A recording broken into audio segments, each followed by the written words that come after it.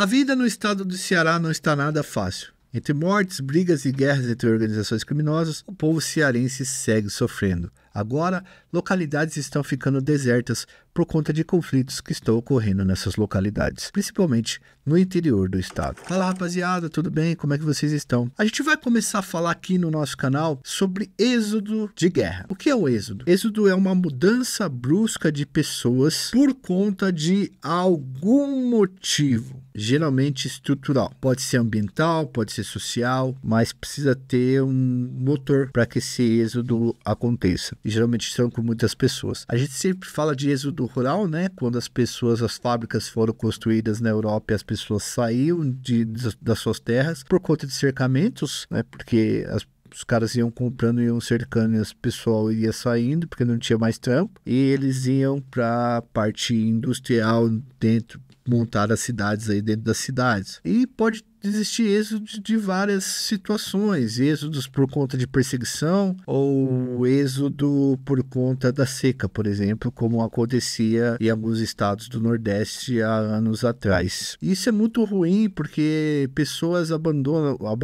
são obrigadas a saírem fora, a abandonar suas casas, suas memórias, suas raízes, que tem muito a ver, né? O lugar que você está, ele tem muito a ver com a sua história, com a sua vida, com a constituição da sua família, dos seus amigos, enfim, de todo um cenário que te construiu como um ser humano. E infelizmente é o que a gente vai falar aqui. Eu já havia debatido esse tema com o Rodrigo Pimentel, né, que é nosso amigo aqui, e é um cara que entende muito de segurança pública também, principalmente na visão mais policial, mais do Estado. Em relação a isso, já foi do BOP. Eu vou mostrar para vocês um videozinho dele falando um pouco sobre esse tipo de êxodo de guerra, porque até chamei a atenção dele, vocês vão ver na fala dele. Eu falei, cara, a gente precisa se debruçar muito nessa pesquisa, porque as pessoas estão abandonando suas casas, abandonando seus bairros e indo embora por conta de guerras que estão acontecendo entre organizações criminosas. E tem aquelas pessoas que não conseguem sair da localidade, tá? Hoje a gente vai contar uma história cabulosa, tá? Que é uma história de uma cidade que simplesmente as pessoas tiveram que desaparecer dessa cidade. E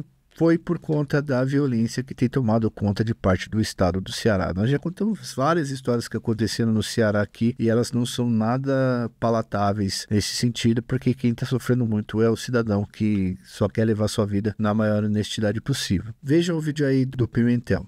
O estado do Ceará vive uma verdadeira crise humanitária. A gente chama de êxodo de guerra. São centenas de famílias expulsas de suas casas por bandidos terroristas do Comando Vermelho. Isso acontece no interior, em Maranguape, mas acontece também na capital, Fortaleza. A gente já sabe que o Comando Vermelho em Fortaleza domina boa parte do sinal de internet em vários bairros, né? Obriga o morador a comprar a internet do Comando Vermelho.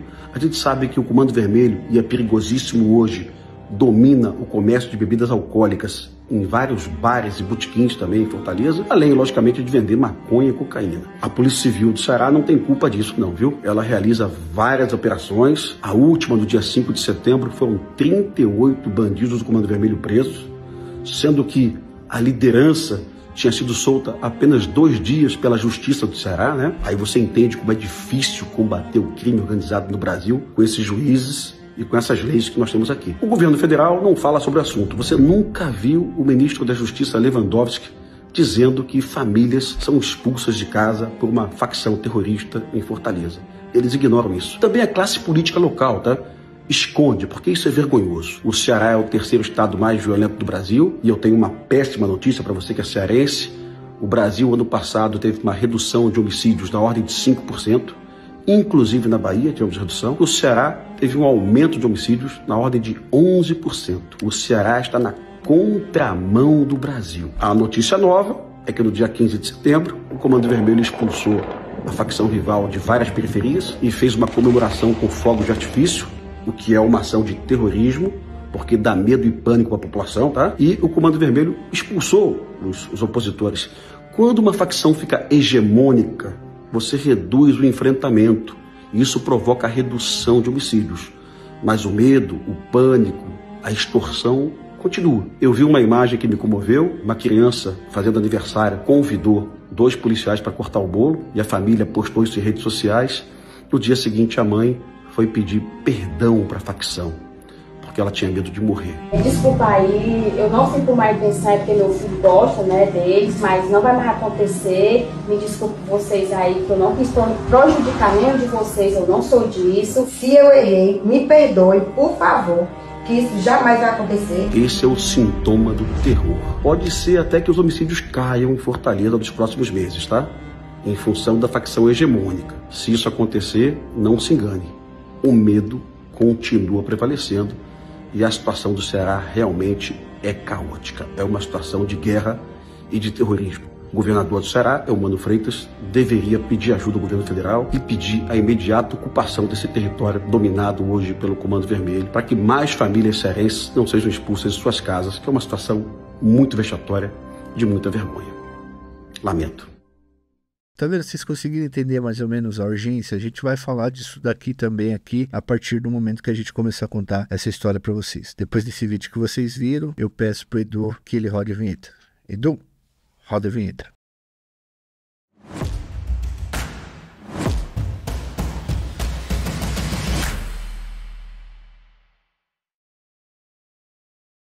Pessoal, a nossa história começa numa cidade chamada Uiraponga, tá? Na verdade não é cidade, eu até falei errado aqui. Uiraponga, ele é um distrito que ele fica em Morada Nova, no Ceará. Mais ou menos uns 200 quilômetros de Fortaleza. O Ceará é grande, né? Mas já é considerado interior do Ceará. Ele é um vilarejo que acabou virando distrito, ou seja, um ente que é dependente de um município maior. O vilarejo não tinha, né? Não tinha, vamos falar, não tinha 2.000 habitantes. Mas pelo que a gente pesquisou, é uma comunidade muito solidária que todos conheciam todos. É bom a gente humanizar esse local para entender o impacto dessas mudanças que a gente vai contar que se deu nessa localidade. Nós conseguimos aqui um vídeo do ano de 2007, quando as organizações criminosas ainda não faziam parte do Ceará. Essa festa que a gente vai mostrar para vocês é a festa de São Pedro. É uma festa muito tradicional na região e que nessa cidade de Uiraponga, nesse distrito, várias pessoas vinham de outras localidades para poder participar dela, porque era bastante tradicional, tinha danças, uma série de coisas aí, que esse ano, por exemplo, não aconteceu. Coloca o vídeo aí, Edu. Lá do Uiraponga, eles que receberam o convite e se dispuseram a vir lá da cidade de Morada Nova, diretamente do Uiraponga, o Arraiá Mirim do compadre Galvão, diretamente do Uiraponga para Alto Santo, comemorando a festa de São Pedro.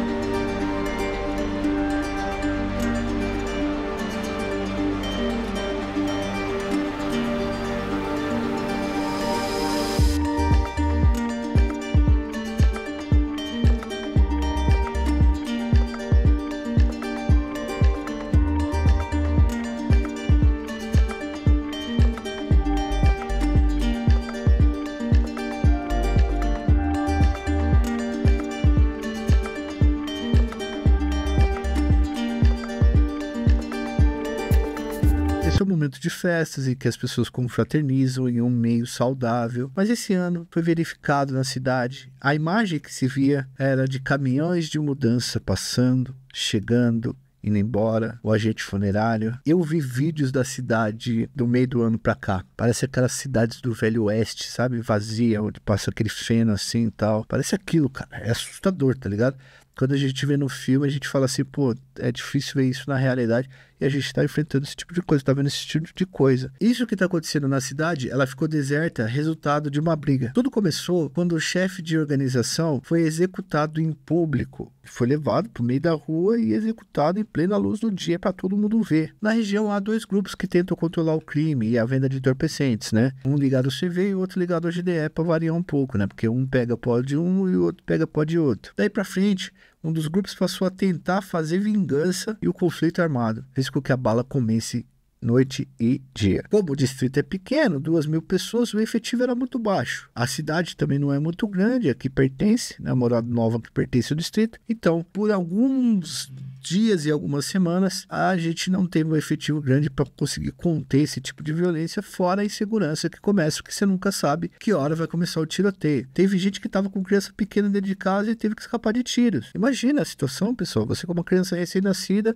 e o pipoco comendo na porta da sua casa. Bom, segundo uma reportagem da UOL, de 300 famílias que moravam na localidade, sobraram apenas 10. Gente que realmente não consegue sair da localidade, porque você precisa de um dinheiro para pagar carreto, para poder sair, para arrumar um lugar para ficar e tal. Essa matéria da UOL é uma grande matéria feita pela Eduardo Esteves. Parabéns, Eduardo Esteves, pelo trabalho jornalístico que você fez. Ela conseguiu o relato de um morador da localidade. Sente o drama de quem está vivendo isso daí. Abre aspas. Passar lá e ver o distrito abandonado realmente virou uma cidade fantasma. É difícil. As pessoas choram muito com saudade. Eu vejo pessoas, algumas famílias que foram embora, até do estado já, porque não podem ficar por causa dessa guerra, principalmente pelo envolvimento de parentes. Fecha aspas. Tem essas paradas também dos parentes, pessoal, porque muitos parentes são parentes de pessoas que são envolvidas e estão com medo de serem mortos. Então eles também vão embora. A fita é que fora do vilarejo, o aluguel é mais caro. Quem não tinha família em outra localidade teve gente que começou a morar na rua. Alguns abandonaram as plantações e até animais. Postos de saúde e outros serviços públicos pararam de funcionar alguns dias porque os tiroteios estavam ocorrendo no meio da rua. O governo do Ceará reforçou o policiamento, mas o êxodo já estava ocorrendo. Essas pessoas são refugiados de guerra. São pessoas que tiveram que sair da sua localidade, onde viviam, para sobreviver e ter uma vida digna, ter mais alguns anos aqui nessa terra. Para vocês terem ideia, deputados chegaram a propor uma legislação que conceda o auxílio de R$600 para famílias que passam por esse êxodo de guerra. Não é mais a seca que expulsa pessoas de sua região, agora é o crime. E que pena e que absurdo que essas coisas venham a acontecer no Ceará. Alguma coisa tem que ser feita, eu acredito que as autoridades já devem estar tomando alguma providência em relação a isso. Reverberou aí vários canais de notícias e vários portais, e a gente está trazendo aqui também com muita tristeza, falando dessa situação. Aliás, antes de ir embora, depois assiste aí o dossiê que a gente fez sobre o Ceará, chamado A Fortaleza do Crime. Não é por nada não, sendo humilde até. Tá muito bem feito. E a gente, inclusive, entrevistou o secretário de Segurança Pública do Ceará, o Roberto Sá. E aí vocês podem ver a versão do governo, a nossa versão, tudo que foi pesquisado. A gente tem o testemunho do Fábio Paiva, que é um dos maiores estudiosos de segurança pública do Brasil, entende muito do Ceará. O negócio é complexo, o que acontece ali, mas a gente consegue explicar muito bem isso lá no dossiê do Ceará. Beleza? Um forte abraço a todos, pessoal. Deixa o seu like, se inscreve no canal, ativa o sininho. O like é preciso deixar.